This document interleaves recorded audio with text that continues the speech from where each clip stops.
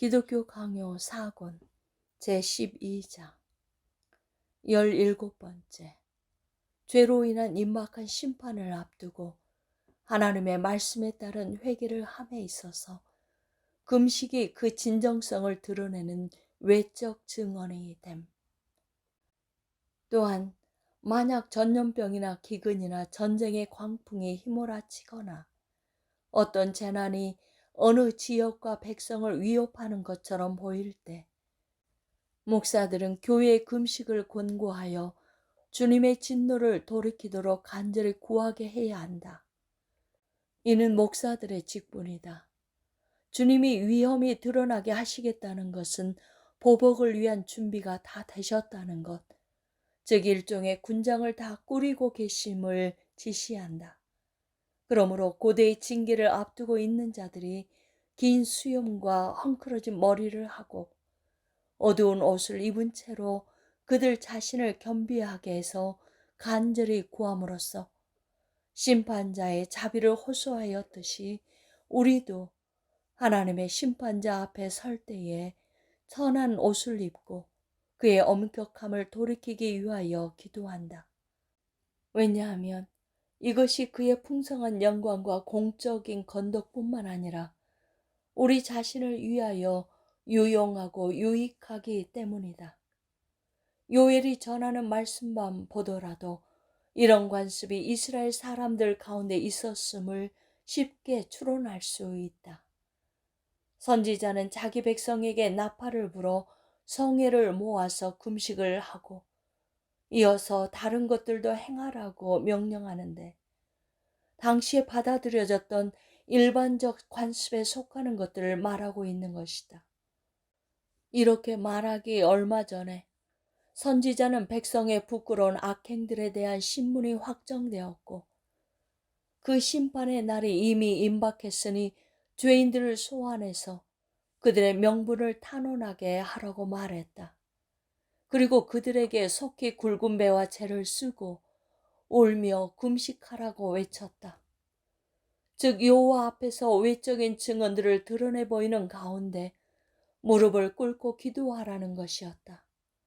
의심할 나위 없이 이와 동일하게 이 시대에도 우리는 긴박한 사정이 있을 때마다 모여서 울며 금식하고 이와 유사한 다른 것들을 행할 필요가 있다. 이렇게 하는 것이 사람들을 겸손하게 하는 동시에 겸손을 고백하게 하는 거룩한 훈련이 된다고 할진대 우리도 유사한 필요가 있을 때마다 고대인들보다 조금 더 덜함 없이 일을 행하는 것이 마땅하지 않겠는가? 우리는 하나님의 말씀에 의해서 형성되고 수립된 이스라엘 교회뿐만 아니라 어떤 가르침도 받은 적이 없이 오직 요나의 선포만 들었던 니느웨 사람들도 슬픔의 표로서 금식을 했다는 것을 읽게 된다. 그렇다면 우리가 동일하게 해서는 안 될 이유가 어디에 있겠는가? 그러나 금식은 외적인 의식으로서 다른 것들과 함께 그리스도 안에서 끝이 났다고 당신은 반박하지만 그렇지 않다. 금식은 이전에 그랬듯이 오늘날의 신자들을 위해서도 뛰어난 도움이 되고 그들이 자기들의 평정감과 나태함에 사로잡혀서 하나님의 매로서 징계를 받고도 더 심하게 그의 진노를 자아내는 자리에 서는 일이 없도록 그들을 일깨우는 유용한 권고가 된다. 따라서 그리스도는 자기의 제자들이 금식하지 않는 것에 대해 변호하시면서 금식이 폐지되었다고 말씀하지 않으시고 오히려 재앙의 때에는 금식할 것을 지시하시면서 금식을 애통과 연결시키신다. 신랑을 빼앗길 날이 이르리니. 18번째 전생애의 금식과 어느 기간 동안의 금식. 그러나 명칭에 대한 오류를 막기 위하여 금식이 무엇인지를 정의하도록 하자. 왜냐하면 여기서 우리는 금식을 단순히 음식에 대한 자제나 검약이 아니라 뭔가 다른 것이라고 이해하기 때문이다. 실로 경건한 사람들의 삶은 그 전체 역정의 검소와 전력으로 길들여져야 하는 바, 가능한 한 금식과 유사한 어떤 것이 되어야 한다. 그런데 이와 성격이 다른 일시적인 금식도 있다. 즉 하루 동안이나 특정한 시간 동안 삶의 일상적인 궤도에서 얼마간 물러서서 날마다 먹던 음식보다 한층 더 각박하고 엄격하게 자제된 음식을 먹는 것이다. 이런 금식은 때, 음식의 질, 검약, 이 세 가지로 그 성격이 정해진다. 때에 맞는 금식은 정해진 목적에 부합하도록 행하는 금식을 의미한다. 예컨대 어떤 사람이 엄숙한 기도를 위하여 금식한다면 그는 굶으면서 그렇게 해야 할 것이다. 음식의 질은 호화로운 것들은 모두 멀리하고 일반적이고 천한 것들로 만족하며 달콤한 것들로는 미각을 자극하지 않는 것을 의미한다. 양의 법칙은 우리가 통상 먹는 것보다 적게 그리고 가볍게 먹는 것, 곧 즐거움이 아니라 단지 필요를 채우는 것을 의미한다. 19번째, 금식에 대한 세 가지 오류. 금식은 마음을 찢는 것으로서 공로 있는 행위가 아니므로 그 자체를 높여서는 안 돼. 그러나 항상 우리는 어떤 미신이 몰래 들어오는 것을 막기 위하여 사전에 특별한 주의를 기울여야 한다. 이런 일로 말미암아 교회는 이전에 큰 해를 당하였다. 금식을 정해진 대로 지켜서 행한다고 부지런을 떨면서 그 와중에 거짓되고 치명적인 편견들로서 오히려 썩게 하는 것보다 전혀 금식을 하지 않는 것이 훨씬 더 바람직스럽다고 할 것이다. 목사들이 최고의 믿음과 현명함을 지니고 맞서 대응하지 않으면 세상은 그런 편견들에 줄고 빠져들고 말 것이다. 첫째로, 우리는 요엘이 전하는 옷을 찢지 말고 마음을 찢고라는 말씀의 가르침을 목사들이 항상 강권해야 한다는 점을 고려해야 한다. 즉 마음의 내적 정서, 자기의 죄에 대한 반감, 참된 겸손, 하나님을 경외하는 데서 비롯되는 참된 슬픔이 없다면 하나님은 금식 그 자체를 두고 높은 가치를 매기지 않으신다는 사실을 끊임없이 일반 성도들에게 권고해야 한다. 실로 금식은 이런 것들에 도움이 되는 부차적인 것으로서 결합되어 있을 때만 유용하다. 왜냐하면 하나님은 사람들이 마음의 순결함 대신에 표징과 외적인 모습을 내세워 그들 자신을 가장하는 것을 가장 미워하시기 때문이다. 그러므로 이사야는 유대인들이 모든 불경건과 불순한 생각을 자기들의 마음에 그냥 머물게 한 채로 단지 금식만 했을 뿐이면서도 마치 하나님을 만족스럽게 하기라도 한 양 위선에 빠져 있음을 더할 나위 없이 엄격하게 비난한다. 이것이 어찌 여호와께 연락될 기뻐하는 금식이겠느냐. 이로보건대 위선적인 금식은 무용하고 헛된 피로일 뿐만 아니라 최고의 혐오이다. 둘째로, 이와 유사하면서 극도로 피해야 할 또 다른 악은 금식을 공로 있는 행위로 간주하거나 하나님께 드리는 예배와 유사한 것이라고 간주하는 것인데 우리는 이것을 유의해야 한다. 금식은 그 자체로 중립적인 사안이므로 그것이 지향해야 할 목적에서 벗어나게 되면 아무 가치도 없게 된다. 금식을 하나님이 명령하셨으므로 다른 것을 전혀 고려하지 않더라도 그 자체로 필히 요구되는 행위라고 혼돈하는 데에 가장 위험한 미신이 도사리고 있다. 옛날에 있었던 마니아주의자들의 기만이 이러했다. 아우구스티누스는 그들을 반박하면서 금식은 오직 그것이 지향하는 내가 위에서 언급했던 목적에 의해서만 판단되어야 하며 그 목적에 관계될 때에만 하나님이 용납하신다고 분명히 가르친다. 셋째로, 우리가 유의해야 할 오류는 실로 그렇게 불경건하지는 않으나 역시 위험하다. 즉, 금식을 마치 주요한 의무들 중에 하나라도 되느냐, 한층 더 까다롭고 엄정하게 요구하는 것과 그것을 하면 무슨 고상한 일을 하는 것이냐, 너무 과도한 찬사로 높이는 것이다. 이 점에 있어서 고대 저술가들은 미신을 배태하는 어떤 씨를 뿌렸으며 이후에 독재가 일어날 기회를 제공했다. 나는 감히 그들의 모든 오류를 다 용서할 수는 없다. 그들 가운데서 사람들은 한동안 금식에 관한 건전하고 지혜로운 견해들을 접하는가 싶으면 그 다음에는 금식을 주요한 덕성들 중에 하나로 높이는 무절대한 찬미가 뒤따라 나타난다.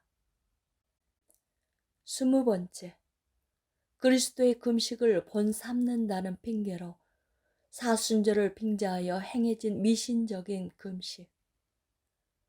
그 당시의 사순절을 미신적으로 준수하는 것이 흉행했다. 일반 백성은 그 기간에 자기들이 뭔가 특별하게 하나님을 섬기는 것이 있어야 한다고 생각했다. 목사들은 그것을 거룩하게 그리스도를 닮아가는 것이라며 권했다. 반면에 그리스도가 금식하신 이유는 다른 사람들에게 본을 보이시려는 뜻에서가 아니라 그렇게 선포하기 시작하심으로써 복음이 사람의 가르침이 아니라 실제로 하늘로부터 내려왔다는 사실을 확증하고자 하셨기 때문이다. 그러나 이런 순전한 망상이 그렇게 자주 너무나 분명한 논증들을 통하여 반박되었음에도 불구하고 날카로운 판단력을 지닌 사람들에게 은밀히 퍼져 횡행하고 있으니 기이한 일이다. 그리스도는 자주 금식하지 않으셨다. 만약 해마다 금식하라는 법을 가르치시고자 원하셨다면 그렇게 하셨을 것이다. 그러나 단 한 번 복음의 선포를 위하여 준비하실 때만 그렇게 하셨다. 또한 그는 인간적 습관을 쫓아 금식하지 않으셨다. 만약 사람들을 일깨워 자기를 본받게 하고자 원하셨다면 그렇게 하시는 것이 적합했을 것이다. 그러나 그는 한 예를 보이셔서 자기에 대한 모든 사람의 찬탄을 이끌어내려고 하신 것이지 자기를 본받으려는 열의를 모든 사람에게서 불러일으키고자 하신 것이 아니었다. 마지막으로 그리스도가 금식하신 이유는 모세가 여호와의 손에서 율법을 받았을 때에 금식한 이유와 다르지 않았다. 율법의 권위를 확고하게 세우기 위해서 모세 안에서 기적이 나타났던 것처럼 복음이 율법의 자리를 양보하는 것처럼 보이지 않게 하려면 그리스도 안에서 그 기적이 나타나지 않으면 안 되었다. 그러나 모세 이후에 그 누구도 모세를 따른다는 핑계로 이런 형태의 금식을 이스라엘 백성 가운데 제정하려는 마음을 가진 사람이 없었다. 거룩한 선지자들과 조상들은 모든 경건한 훈련을 받기에 충분한 열심과 열망을 마음에 품고 있었지만 그들 중 아무도 모세 금식을 따라하지는 않았다. 엘리야가 40일을 음식물과 마실 것이 없이 행했다고 기록된 말씀은 거의 모든 이스라엘 사람이 버리고 떠난 율법을 회복하기 위하여 그가 세움을 받았다는 사실을 그 백성이 올바로 헤아리도록 하기 위함이었을 뿐 다른 뜻은 없었다. 그러므로 사람들이 금식을 그리스도를 본받는 것이라고 정당화하고 색으로 장식한 것은 미신이 가득한 순전히 왜곡된 열정일 따름이었다. 그럼에도 금식 방식에는 놀랄만한 다양성이 있었다. 카시오도루스가 언급한 소크라테스의 삼부사 제9권에 이 사실이 나타난다. 이곳에 따르면 로마 사람들은 단지 3주 동안 금식했는데 주일과 안식일은 제외하고 계속되었다. 일리리아와 헬라 사람들은 6주 동안, 다른 사람들은 7주 동안 금식했다. 그러나 중간에 쉬는 때도 있었다. 그들이 음식을 선택하는 것도 다양했다. 어떤 사람들은 빵과 물만 먹었고 어떤 사람들은 그것들에다 채소를 더했으며 어떤 사람들은 생선과 조류를 금하지 않았으며 어떤 사람들은 음식을 전혀 구별하지 않았다. 아우구스티누스도 야누아리우스에게 보낸 두 번째 편지에서 이 차이에 대해서 언급하고 있다. 21번째, 교황주의자들은 금식 기간에 맛있는 것이 넘치는 호화로운 잔치를 벌임. 그리고 더욱 악화된 다음 시대가 뒤따른다. 앞뒤가 뒤바뀐 일반 백성의 무분별한 열의에 주교들의 지배하고자 하는 유격과 독재적인 엄중함뿐만 아니라 무능과 훈련 부족이 더하여졌다. 치명적인 고리로 양심을 얽어매는 불경건한 법들이 통과되었다. 고기를 먹는 것이 마치 사람을 더럽히기라도 하듯이 금해졌다. 불경한 편견들이 하나하나씩 차곡차곡 쌓여가서 모든 오류의 깊은 끝자락까지 미쳤다. 그리고 사악함은 무엇 하나라도 빠뜨리지 않으려고 금욕이라는 가장 어리석은 구실을 내세워 하나님을 조롱하기 시작하였다. 놀랍도록 뛰어난 가장 만난 것들을 차려놓고 금식에 대한 찬미가 추구되었다. 점차 그 어떤 호화로운 식탁도 성에 차지 않게 되었다. 그 어느 때와도 비할 수 없는 음식의 풍부함이나 다양함이나 달콤함이 금식 기간에 있었다. 그들은 이런 음식과 화려한 장식이 있어야 하나님을 합당하게 섬긴다고 생각했다. 자기들이 누구보다 거룩한 사람들이라고 존경받기를 원하는 자들조차도 이 기간 동안 누구 못지않게 더러운 음식을 배불리 먹었다. 나는 이에 대해서는 말하지 않고자 한다. 다만 한마디 하자면 그들에게는 하나님에 대한 최고의 예배가 고기를 금하는 대신에 모든 종류의 맛난 것들을 풍성히 즐기는 데 있었다. 그러나 적은 양의 돼지고기 기름이나 썩은 냄새가 나는 고기를 검은 빵과 함께 맛보기만 해도 그것은 죽음으로도 속함을 받을 수 없는 극도의 불경건한 행위였다. 히에로니무스는 자기 시대에 이런 어리석은 것들로 하나님을 조롱한 자들이 일부 있었음을 우리에게 말해준다.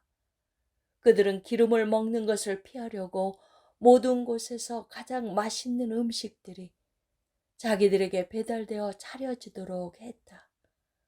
실로 본성을 거스르면서까지 그들은 물을 마시는 것을 삼갔다.